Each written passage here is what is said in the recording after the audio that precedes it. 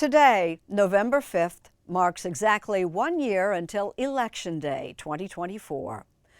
We've asked our Robert Costa to weigh the issues and assess the stakes as America decides.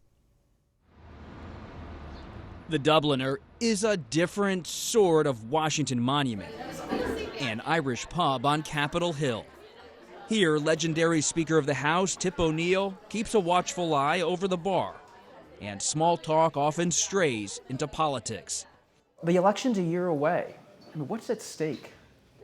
Everything is at stake, which is a cliche and is always true, but it seems even more true. We invited longtime journalist James Fallows and Washington Post Congressional reporter Marianna Sotomayor for coffee and conversation about how to cover and consider the coming marathon for American democracy. Most of them turn on big fundamentals of economics and people's sense of the world, and I think those fundamentals are looming large again. What are the fundamentals? I would say that this is going to be a bit of a repeat to a lot of people of 2020 in terms of what are the issues that matter most. The economy, number one. But I think the biggest difference that we didn't see in 2020 is the issue of abortion. Just that has completely changed the conversation. Even when you talk to Democrats from this last 2022 cycle, they say, wait, now we're the party that's saying we don't want government infringing on your rights. That was the Republican line for so long. The GOP line on abortion, taxes, and climate change is now being pulled further right. I want to thank you all for the trust that you have instilled in me. With Republicans' unanimous selection of a deeply conservative Speaker of the House, Mike Johnson, who worked with former President Donald Trump to try to overturn the 2020 election.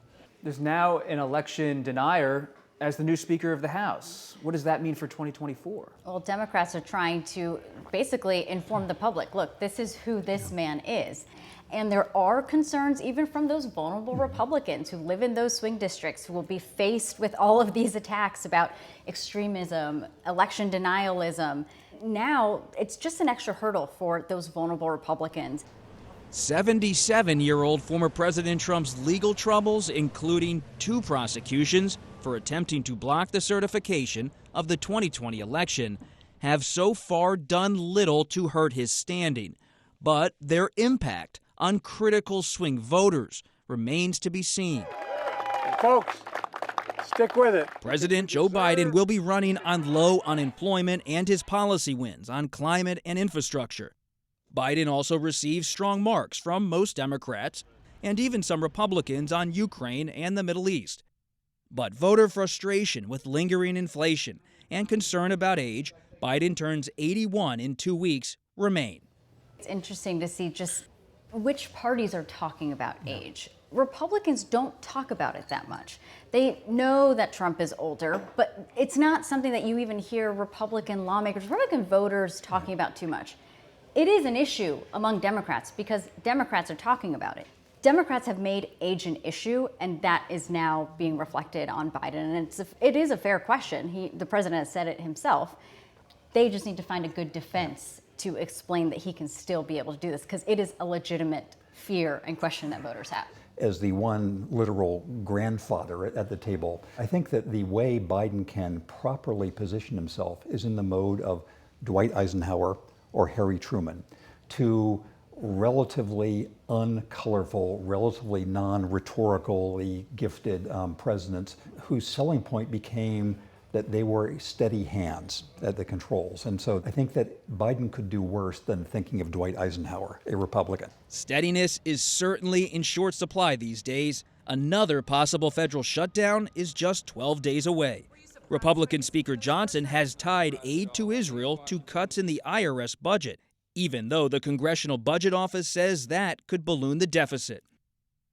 Meanwhile, further aid for Ukraine is being called a no-go by many Trump allies in Congress.